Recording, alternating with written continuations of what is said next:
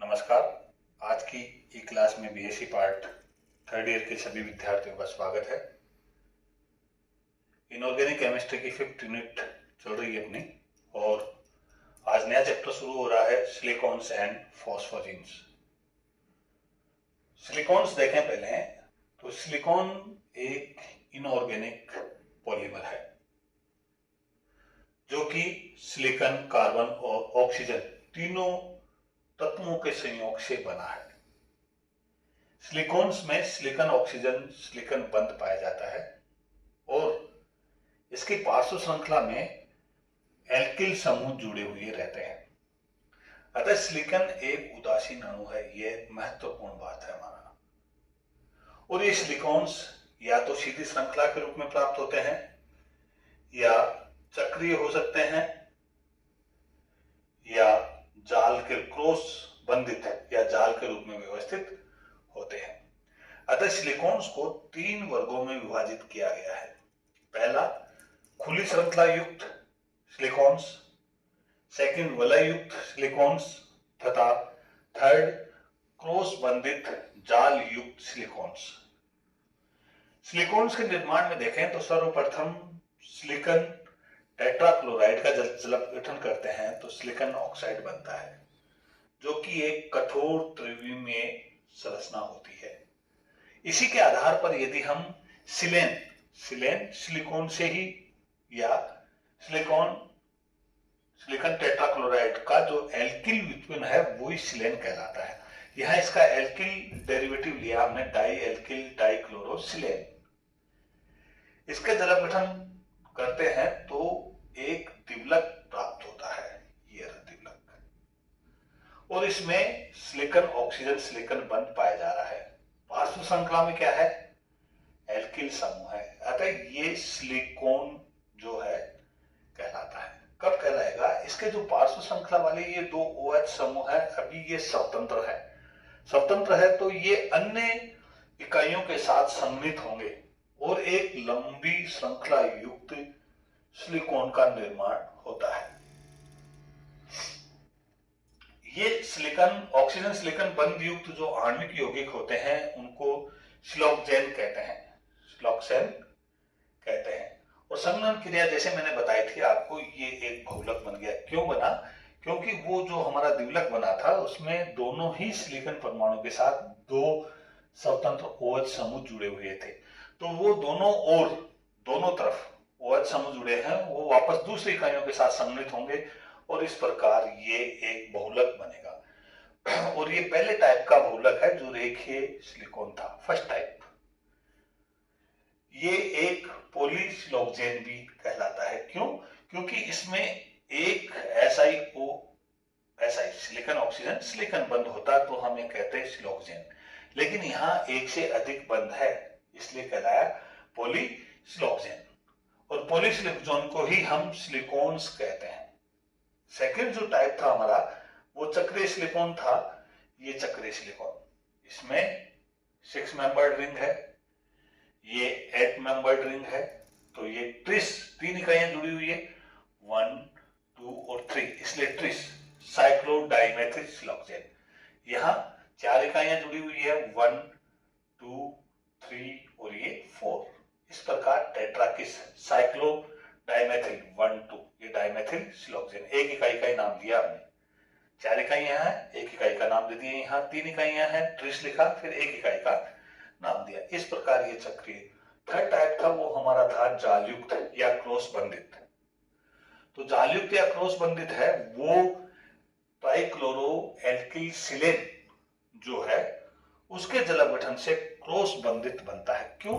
क्योंकि इसकी एक इकाई के पास 3 OH समूह है, अतः ये 3 दिशाओं से अन्य इकाइयों के साथ सम्मिलित हो जाता है, अतः त्रिविमीय बनता है या क्रॉस बंध युक्त सिलिकॉन बनता है। ये संरचना होगी। देखो, सिलिकॉन के 3 OH जुड़े हुए थे, वो तीनों ही ऑक्सीजन अन्य इकाइयों के साथ जुड़े हुए हैं। इस प्रकार या इसी कारण ये वहां क्या था, हमारे 2 OH ही थे, इसलिए या तो चक्रीय या रेखीय बन रहा था। सिंथेसिस, सिलिकॉन का सिंथेसिस करते हैं तो सिलिकॉन का संश्लेषण 2 पदों में संपन्न होता है। पहले हम सिलेन का निर्माण करते हैं फर्स्ट पद में, और सेकंड पद में सिलेन का जल अपघटन करते हैं, और जल अपघटन से बने जो अणु है वो एक से अधिक परस्पर संगठित होकर बहुलक SiO सिलिकॉन ऑक्सीजन सिलिकॉन बंध युक्त बहुलक बना लेते हैं, जिसी को हमने क्या कहा था, सिलिकॉन कहा था। तो एल्किल हेलोसिलेन के जल अपघटन से प्राप्त यौगिक से बना बहुलक ही सिलिकॉन्स कहलाता है। पुनः यहाँ मैंने यहाँ परिभाषा दी है जो आपको याद हो जाए। तो सर्वप्रथम हम सिलेन बनाएंगे प्रथम पद में, उसके बाद में सेकंड पद में सिलेन का जल अपघटन करके बहुलकीकरण करेंगे और सिलिकॉन्स बनाएंगे। तो प्रथम पद है सिंथेसिस ऑफ ऑर्गेनोहेलोसिलेन्स। ऑर्गेनोहेलोसिलेन्स हमारे ऐसे जिसमें हम सिलिकॉन के साथ एल्किल समूह भी जोड़ेंगे और हेलोजन समूह भी जोड़ेंगे।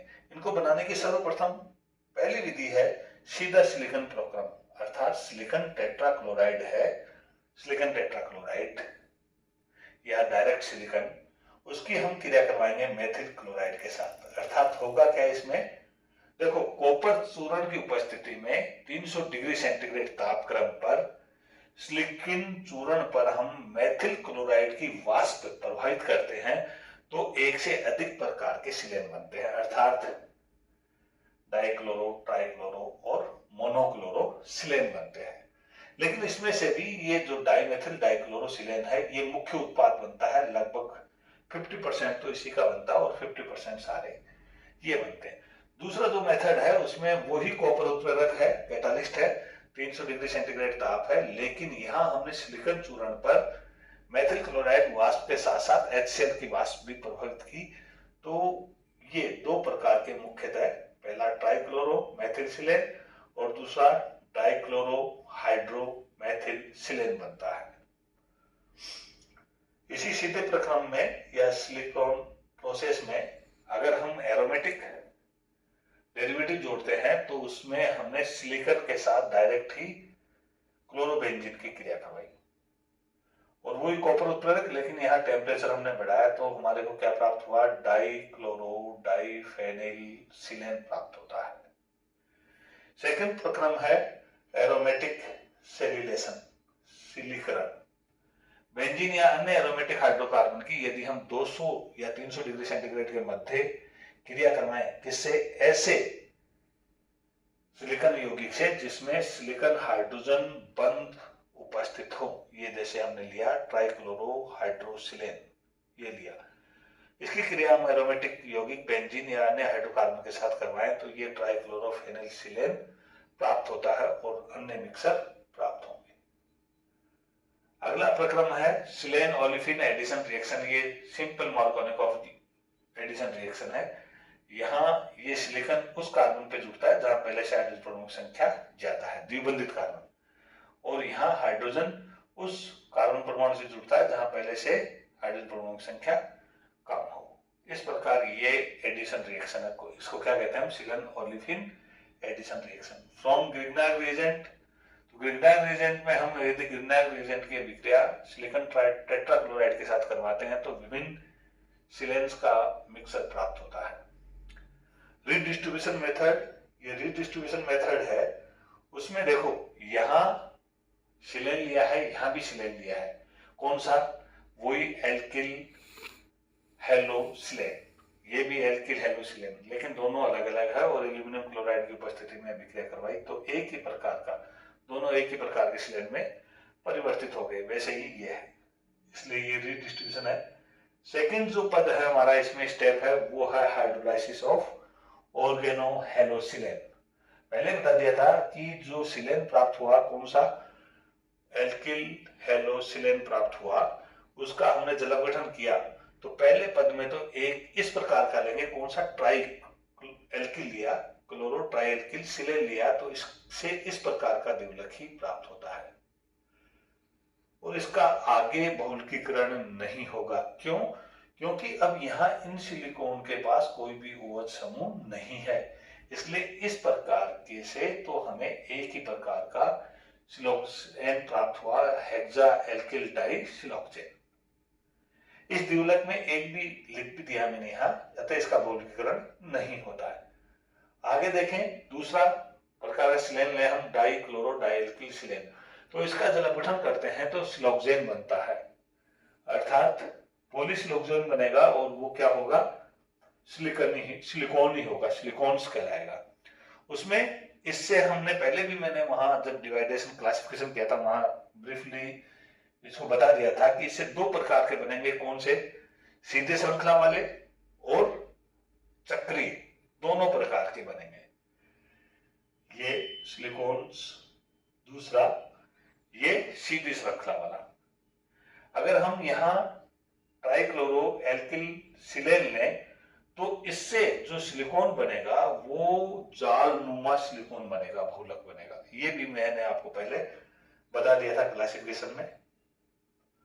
इन सिलिकॉन्स में देखें तो सिलिकॉन ऑक्सीजन सिलिकॉन बंध बहुत ही प्रबल होता है, लेकिन प्रबल अम्ल या प्रबल क्षार की उपस्थिति में इसी को गर्म करते हैं तो ये टूट जाता है।